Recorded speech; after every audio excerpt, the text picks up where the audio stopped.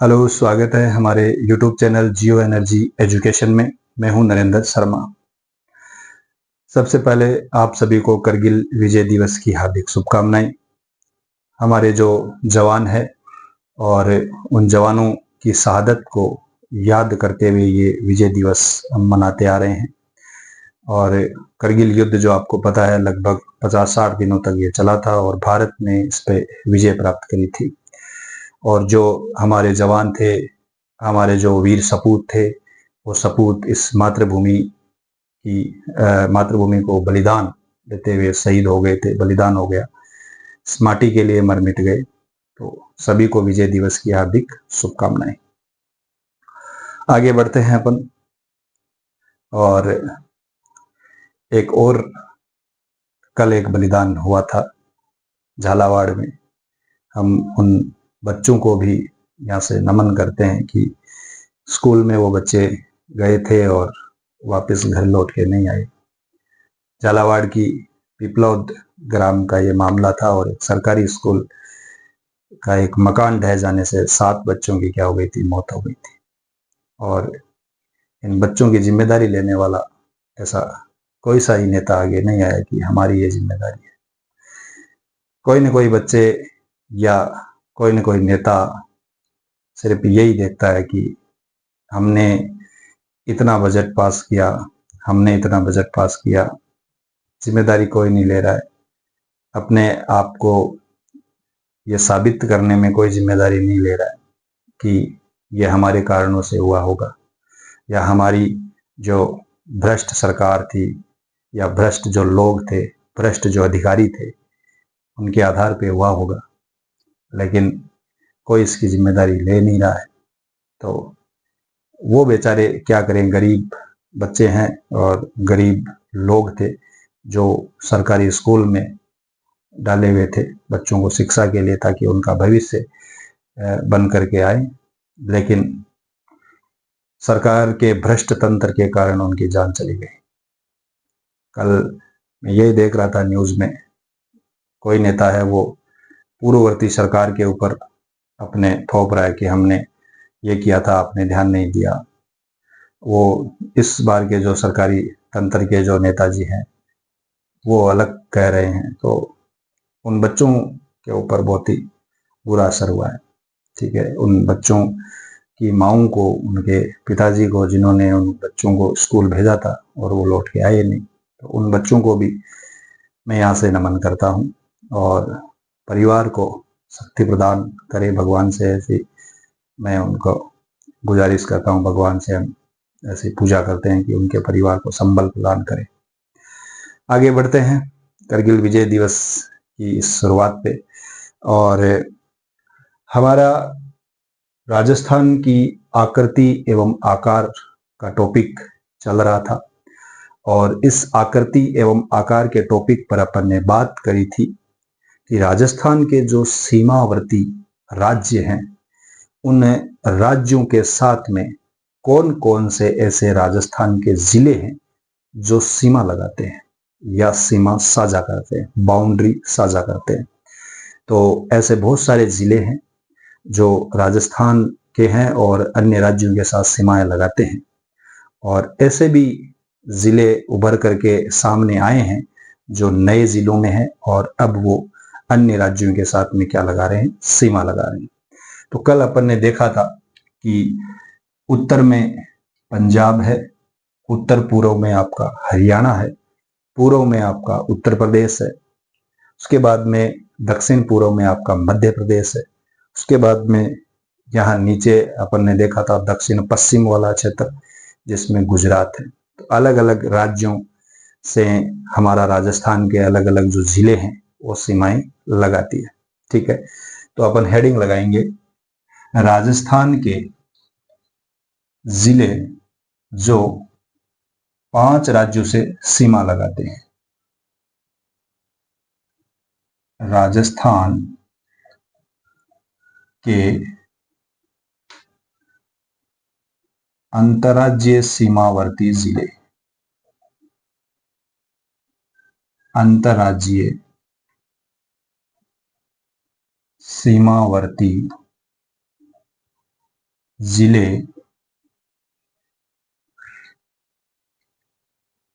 जो अन्य राज्यों से सीमा लगाते हैं। अन्य अन्य राज्य लिख दो, या 5 राज्यों से, जो 5 राज्यों से सीमा साझा करते हैं। सीमा साझा करते हैं, 5 राज्य हैं, उनसे ये सीमाएं साझा की जाती हैं। ठीक है, कौन कौन से राज्य अपन ने देखे थे? सबसे पहले अपन ने देखा था पंजाब। 1 नंबर पे अपन लिखेंगे पंजाब, उत्तर दिशा में है। पंजाब 89 किलोमीटर की राजस्थान के साथ में सीमा साझा करता है। और हमारे राजस्थान के 2 जिले, राजस्थान के कितने जिले हैं? 2 जिले, वो पंजाब से सीमा साझा करते हैं। कौन कौन से हैं? एक तो हो गया आपका श्री गंगानगर, और दूसरा हो गया कौन सा? हनुमानगढ़।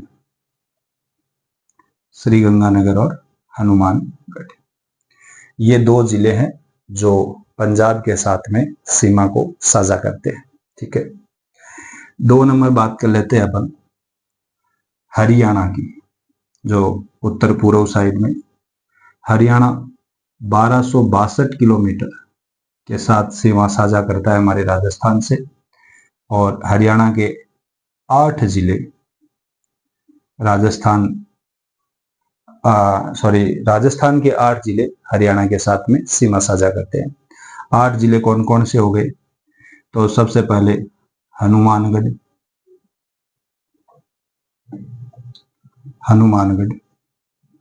दूसरा हो गया इसमें आपका चूरू, झुंझुनू।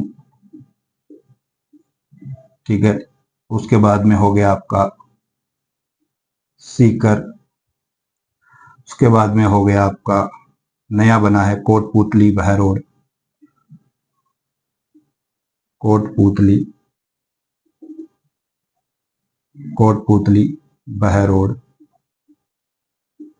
उसके बाद में आपका हो गया खेरथल तिजारा, ये नया बना है खेरथल तिजारा, ये भी हरियाणा के साथ में सीमा साझा करता है।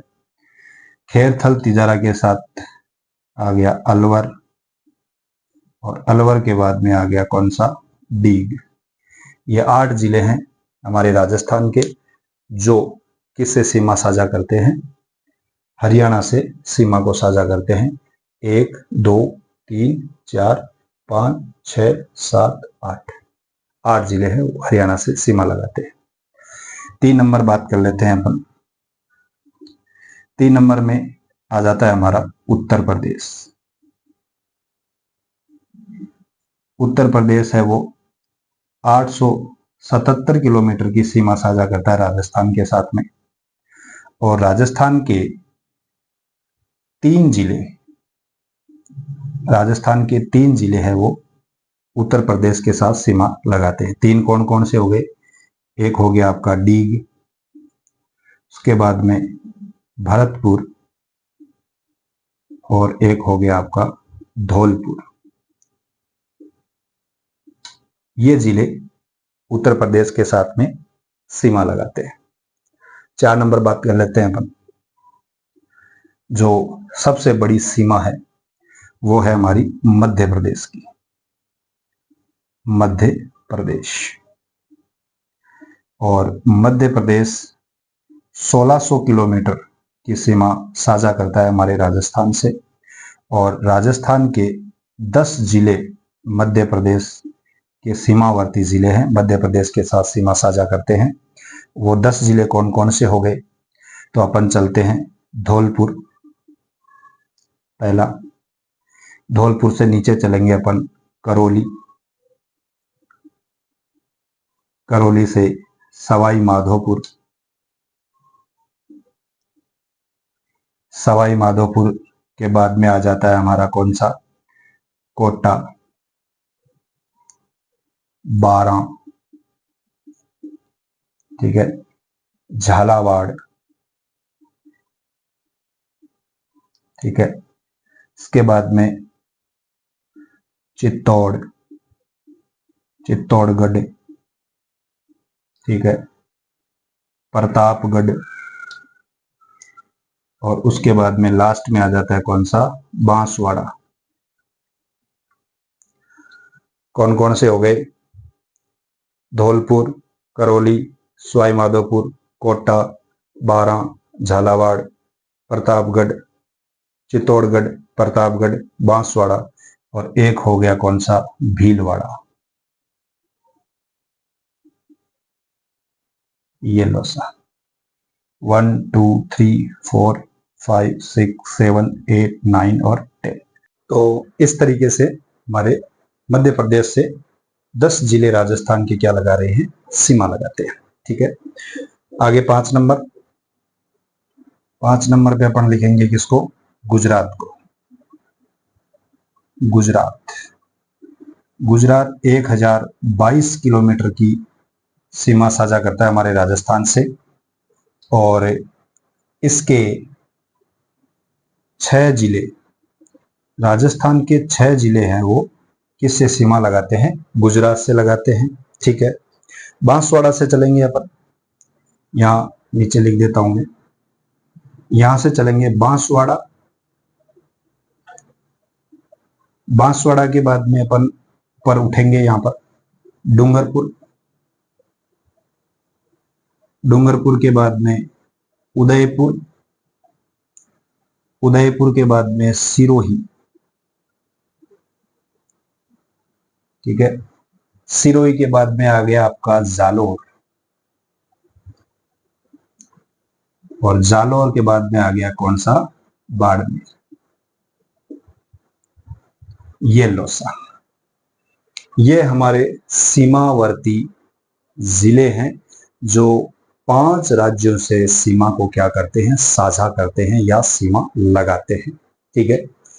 तो पंजाब 2 जिले, हरियाणा 8 जिले, उत्तर प्रदेश 3 जिले, मध्य प्रदेश सर्वाधिक है 10 जिले, और उसके बाद में गुजरात है वो 6 जिले लगाता है, हमारे राजस्थान है वो 6 जिले लगाता है गुजरात से, ठीक है। तो ये हो गया अपना।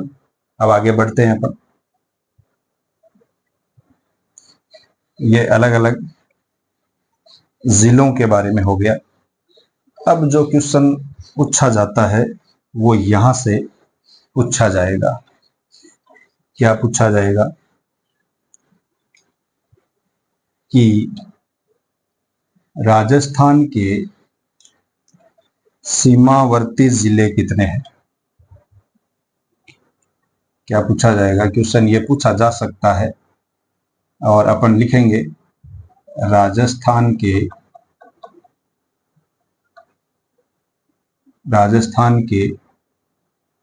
अंतर्राज्यीय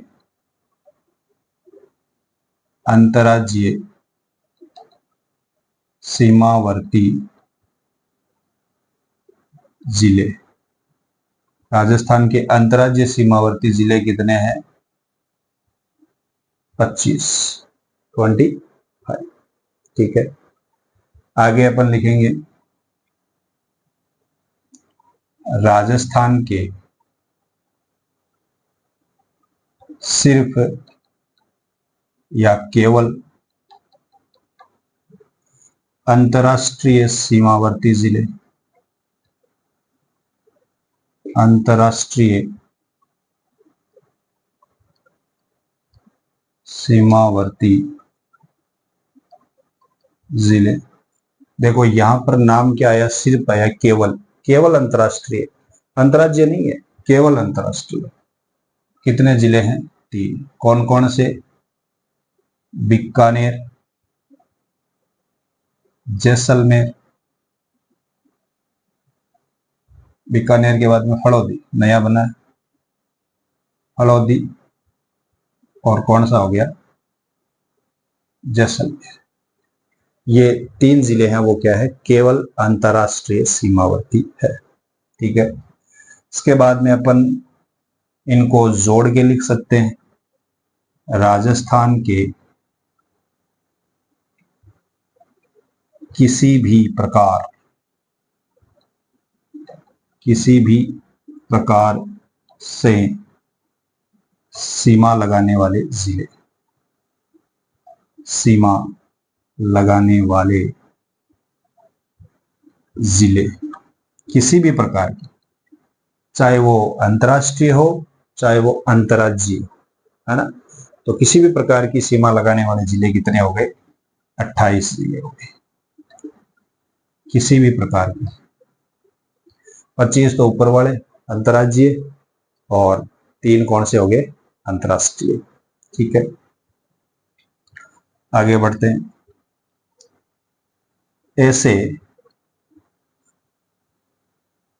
4 जिले जो 2-2 राज्यों से 2-2 राज्यों से सीमा बनाते हैं।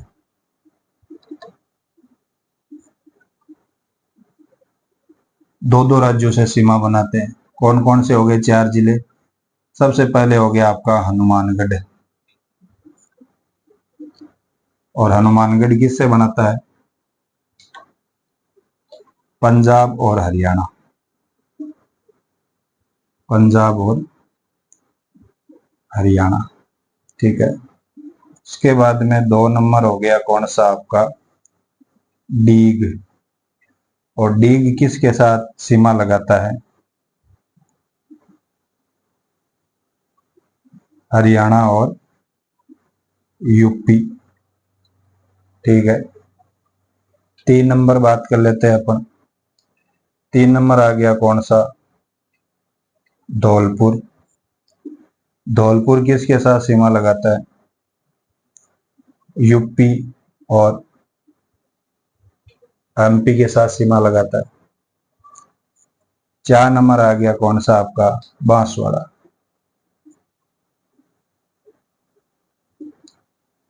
बांसवाड़ा, बांसवाड़ा किसके साथ सीमा लगाता है? एमपी और गुजरात।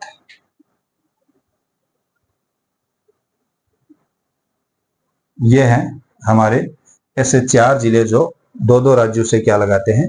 सीमा लगाते हैं। ठीक है, तो इस तरीके से अंतर्राज्यीय सीमावर्ती जिले कितने हो गए? 25। अंतर्राष्ट्रीय यानी सिर्फ केवल, ये ध्यान रखना है अपने, केवल। ठीक है, और आगे इसमें और लिख लेते हैं, जैसे हमारे जो अंतस्थ जिले हैं जो किसी प्रकार की सीमा नहीं लगाते हैं, वो कितने जिले हैं? 13 जिले हैं। तो वो भी आप लिख लीजिए। ऐसे जिले जो किसी न किसी प्रकार की कोई भी सीमा नहीं लगाते,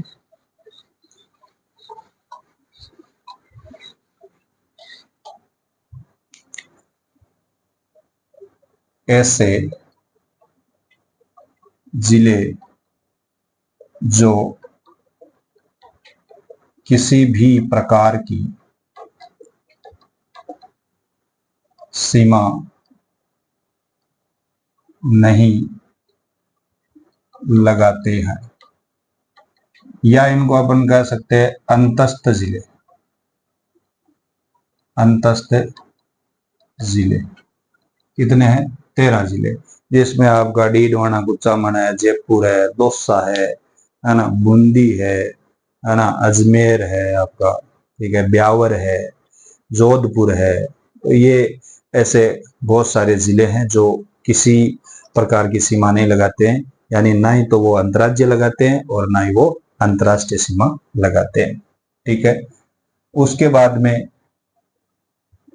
ऐसे जिले जो सिर्फ और सिर्फ क्या लगाते हैं? अंतर्राष्ट्रीय सीमा लगाते हैं। वो कितने हैं? मैंने बता दिए कितने हैं, 3। और ऐसे जिले जो सिर्फ अंतर्राज्यीय सीमा लगाते हैं, वो कितने जिले हैं? सिर्फ अंतर्राज्यीय। अपन लिखेंगे इसको, ऐसे जिले जो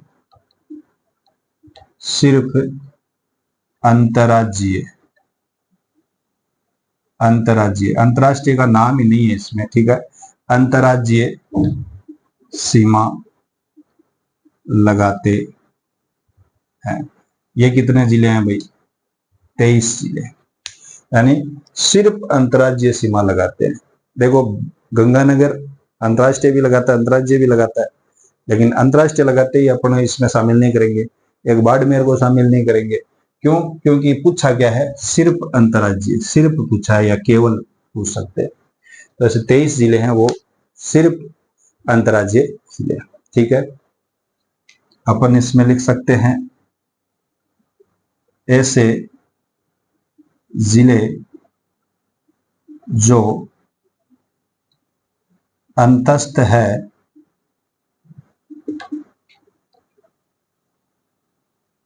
लेकिन अन्य जिलों से